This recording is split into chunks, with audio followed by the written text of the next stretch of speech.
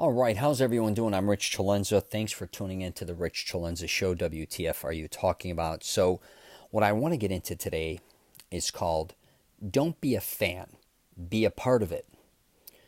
And I don't think a lot of people realize that if you love something or you want to do something, you don't always have to be on the sidelines watching other people do it.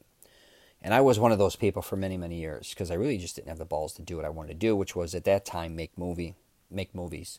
That's kind of what I'm going to kind of talk a little bit about that. What I went through regarding when I made films and how I was kind of somebody who just always talked about wanting to do something, almost like thinking he's a critic, or just somebody who just thought he knew everything, or I actually thought, let me start, that I was always critiquing movies and bum rapping movies, but I was obsessed with movies, so I was always, even on pieces of paper, writing short films or writing concepts for movies, writing screenplays, but I never did anything with the movie business. And I remember even my Uncle Tony saying, Rich, and this is when we were gambling and I was in and out of bars with my father's business. And for a guy who loved movies, I never did anything to truly create a movie or do anything like related to that. I was kind of just a guy always just sitting in the audience or renting movies constantly or buying them like most people are. But I really wanted to make movies, just didn't know how to go about it. And back to my uncle said, man, I never met somebody who wants to make movies so bad but isn't around anybody who can help him make movies or has anything to do with making movies. And that was probably because I was scared, right? But let's get into if you're interested in doing something, right, or you're just a fan of something that you really love to do, or you really love to kind of, I guess you could say, kind of sit in the sidelines and watch. And that can be anything from a creative standpoint. If you want to create music or you love music, but you're always kind of just a fan in the audience, you just never had the balls to go really go take up an instrument. Or if you are, say you love sports and you're just a fan and you may even consider, you always wanted to kind of get in it a little more, like maybe consider coaching because if you can't play at a certain age, or maybe becoming a referee or an umpire. These are just examples I'm giving you.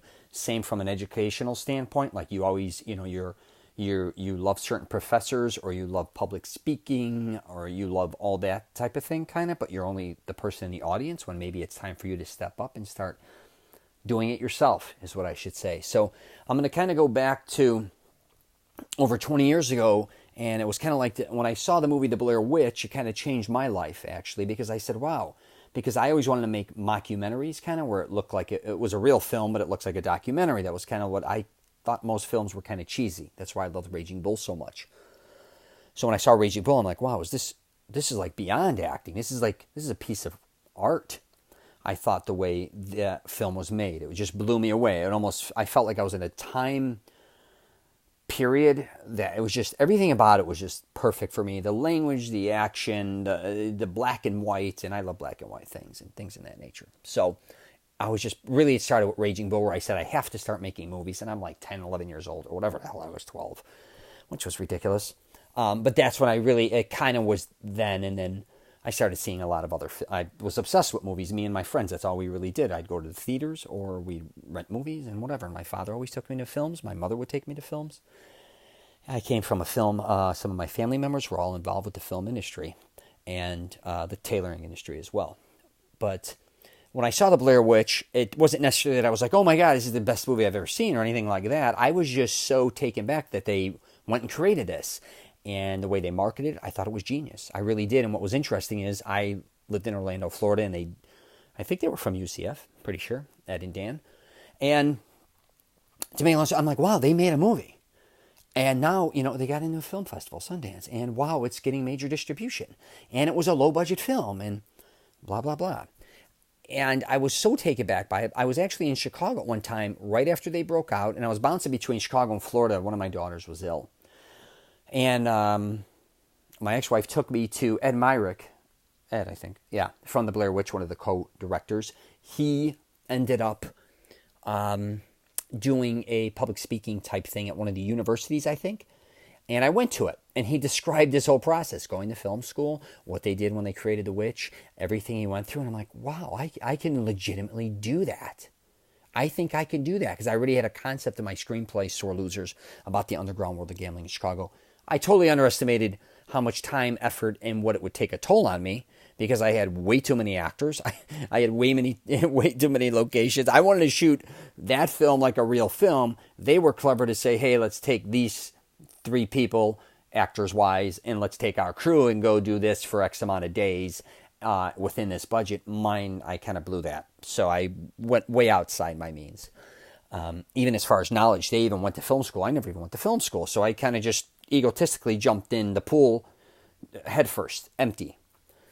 But it was an unbelievable experience. But what it made me realize about myself was I was, actually, let me back up a little. So I had a close friend there, and I was always, again, after I saw that with Dan, and I'm like, they made a movie and they did this. He's like, why don't you just shut the fuck up and make a movie? And I was going at 30 years old at this point, so late 20s, and I had one child that was actually having some health issues. I had another child on the way, and everyone's like, this is the worst time to start doing this. And I'm like, well, actually, it's kind of the best time. When else am I gonna, like, I wanted to do it.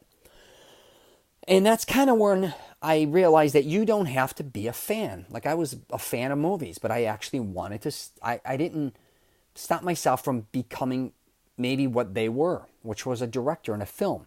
What was really crazy, sometimes the universe works in weird ways, but if you fast forward now a couple years, so I'm back living in Florida, Orlando, and one of my close friends owns one of the most popular Italian restaurants in Orlando, and I'm in there, and I always eat with him, and I'm actually editing my first feature film, so this is probably about 2.5, 3 years later, 2.5 after I started shooting my film, from when the Blair Witch guys kind of did their thing.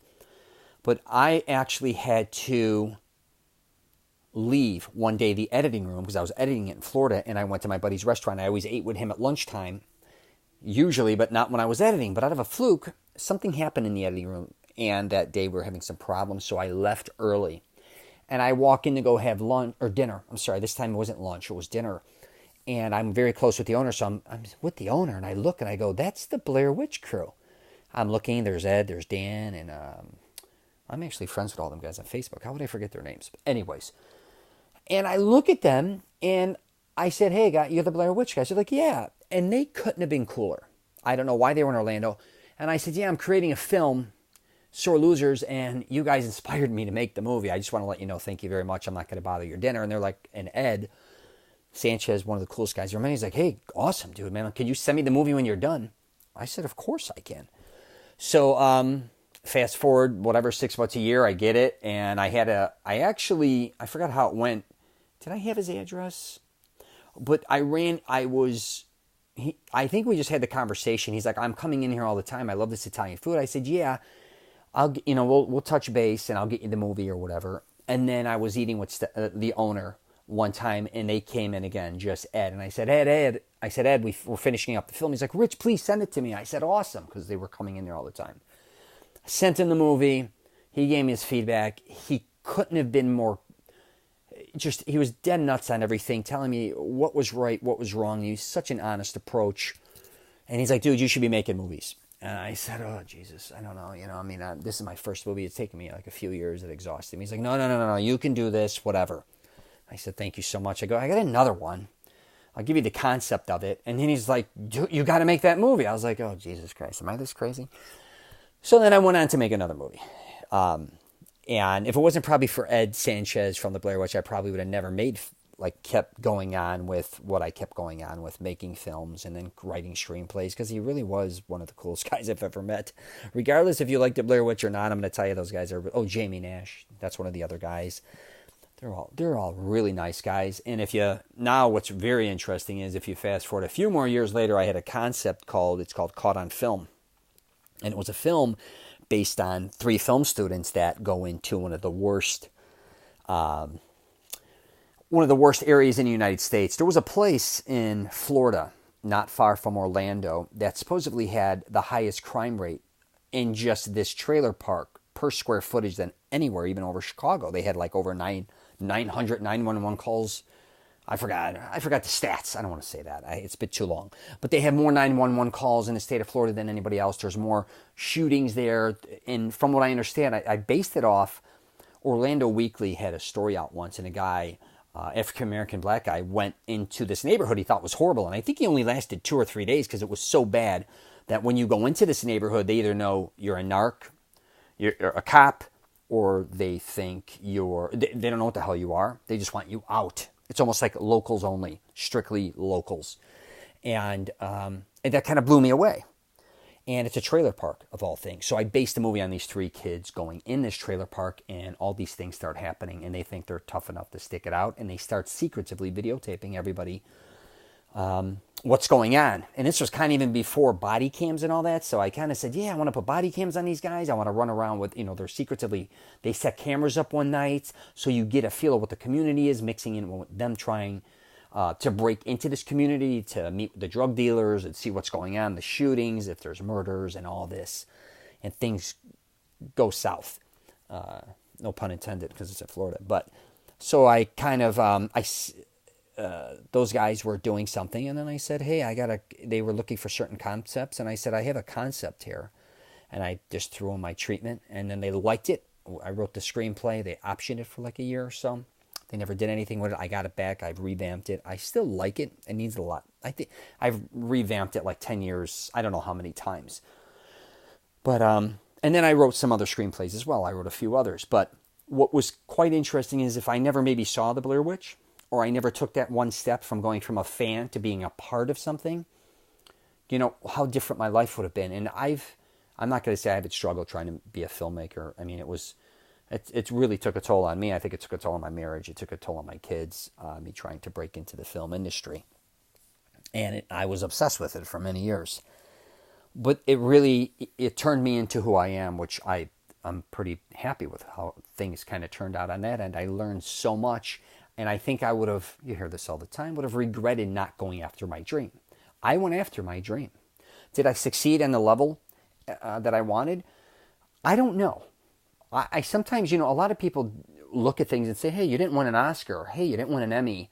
Hey, you didn't, you didn't make $100 million film. Hey, you didn't get to do a Hollywood style film. As time went on, I realized one thing about myself is I never did it for any of those reasons. Even though I have been to a lot of big events, I've been to the Emmys numerous times, and unbelievably creative people. I've been able to meet so many different directors, producers, actors, and work with them. Back to not being a fan, some of my closest friends and how relationships even evolved was through the film industry, including one of my closest friends who has a PhD, who I talk about a lot on my podcast. So if I wasn't making films, I would have never met him. And I really used to say, I do things, hopefully, to inspire others. And I think I really did things to inspire my children. Because I didn't want them to have a father that never truly went after what he wanted to go after. And it wasn't just about money. It was just something internally to say, hey, I want to go after this. So a lot of parents, I think, they're always either preaching to their kids to be this, go after this, but they really never did it, right? And it's kind of, I had parents that I can't say, my father always kind of went after his goals, his dreams, his visions. My mother, too, I think was very, she really wanted to be involved with a lot of, she loved cooking and loved making people happy, and with religion. She did it. I mean, she talks about being a dancer, but I don't know, she never got to be a professional dancer, but nonetheless, I think you see my point. Now, again, being a fan, I could actually go into something else, which my mother will probably get pissed, or somebody will get pissed, and I don't care, but, I talk about being a fan of my program, and it's actually a lot of guys I know that like, certain types of women, strip bars, gentlemen's clubs, whatever you want to say, even porn. And I wanted a lot of programs, or a lot of things when men are trying to teach other men, or even women trying to teach men, they always kind of shy away from a lot of things that shouldn't be shied away from. A lot of men like women in porn. A lot of men like gentlemen's clubs. A lot of men like a lot of different things that they wouldn't go over and try to help men kind of go after their goals or dreams at that point in time. Is it good or bad? I don't know. A lot of men even like prostitution. None of my business. But my program's about helping, people more than anything protect themselves. But that doesn't mean they still don't want to go after these things. Most men's dream is to be, a lot of men, I should say, is to be with 2 women at the same time. All these type of things. And I get into that in my program. But back to being a fan, it kind of, reminds me of the old days. So when I was younger, we were in gentlemen's clubs all the time, and we knew strippers. And then some of them strippers even became in porn, and we were still friends with them. We all hung out sometimes in clubs, or we'd meet up. And it reminds me of when they would do signings of VHS. This is before the DVD stuff and all that. Or they would go to these what are they called on OBT? I forgot. There's these big bookstores that sold books and porn, and then they had movie theaters that only showed porn, and they would do events, these girls. And I knew them, and they would say, hey, come out, meet us. Or, a bunch of guys are going to be there. We're going to sign posters, take photos with them. And, we're going to all go to, where did we used to hang? JJ Whispers, Park Avenue, Club R, all these different places we used to hang out at. So if they were in town or not, we would hang out and party with them. And it was quite interesting because all these guys would come, line up, and a lot of these guys were good-looking guys. All different types of guys, young, old. Don't get me wrong, there's some weirdos in there too. They would all line up to meet these girls, right? And they would take pictures, and they would be dressed, the girls are sexy, and it was mainly about picture taking and signing things. That's really all it was. And then it's obviously gotten to the point now, like with Vegas, now there's conventions, but these weren't conventions. These were just, like I said, and it could be even, some of the gentlemen's clubs would also get these girls to perform, and then before they'd perform, they would do signings or after. So, to make a long story short, back to these guys all lining up, and I used to look and go, like, to these girls, and these girls had no respect for them. They pretended, of course they loved them because they were a fan, and they were buying their VHS tapes or following them, wherever they could, with their posters, and even they had dirty magazines back then. They'd be in Penthouse and all these. The guys would bring it in, they would sign it, and all this shit. And I used to think a lot of times when I would leave and hang out with these girls, is those were fans, right? They had it's kind of even a stripper. When a guy comes in and he's paying them to dance, you're a fan.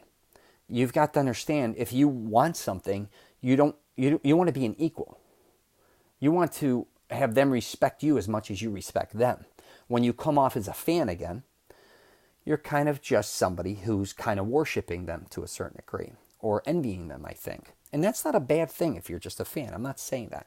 But in this case, I remembered thinking specifically, when those guys would leave, those girls were like, God, those guys are weirdos, or they're perverts, or this or that. And I'm like, they're probably not that bad of guys, right? They just didn't know how to go about meeting them in the right way.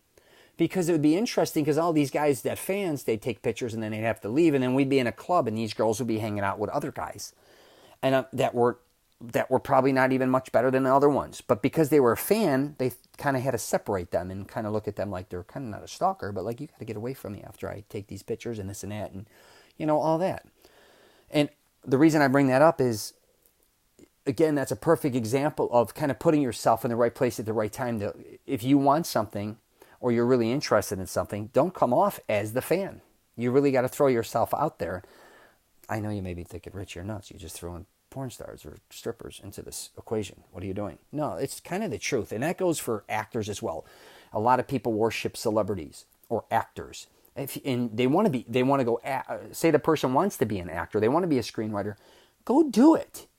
And show what you can do, and then become an equal, and then you can actually start doing things with these people. You don't always have to be kind of the dorky person standing in line, taking the picture, doing all that. Not that I'm saying that's bad, but the whole podcast is stepping up and not just being a fan. Because a lot of us, I think, get paralyzed. They call it, where you're just kind of on the outside, looking in, when you can really be on the inside. No need to sell yourself short. And I'm using the arts, film and all that, because that's what I've been involved in. But again, like I said earlier, even with sports, you don't always have, if you love sports, you don't always have to just be the guy sitting in the, the bleachers. You really love sports, figure out. You may like to be a sports announcer, and you're probably going to have to start on the bottom, but you can work your way up. It's not rocket science. And I know a lot of people get degrees in certain things so that they could get on television and things. But, you could start doing your own podcast, your own videos. You can start, like I said, if you love sports, you could be an umpire, you could be a referee. You can do many things in your life. And what's amazing is when you stop being just a fan and you start hanging around with people that do what you want to do, and you're kind of both doing it together, it's so fulfilling in your life. It's so different than you'd expect. Anyways, so I am going to wrap it up there. yeah, if you get a chance, you could check out my YouTube channel, just my name, Rich CELENZA, and then I have this podcast, and then what else we got? We got the program, Mastering Self-Confidence, the blueprint to trying to help find the woman or women of your dreams, even if you've been through a bad breakup or divorce. Yeah, and what else do I got? I'm on Twitter, Instagram. What are we on? Twitter, Instagram, Facebook. I don't even remember. Oh, yeah, LinkedIn. I had to stop that for a second, think about that. So, yeah, you could check me out there as well. And if you got anything you want to say, comments, thumbs up, thumbs down, whatever you want, I'm down with it. So, yeah, I'm going to wrap it up there. Take care, and if you're traveling, safe travels.